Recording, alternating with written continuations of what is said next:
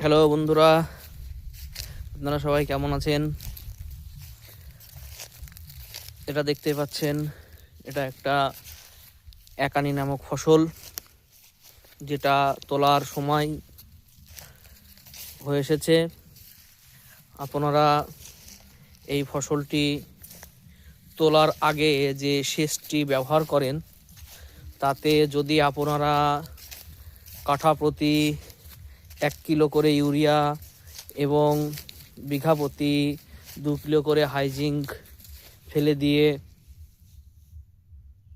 জল দেন জমিতে, এবং পরবর্তীতে যদি সেটা তোলেন, তাহলে আপনাদের বেনিফিট অনেক বেশি হবে।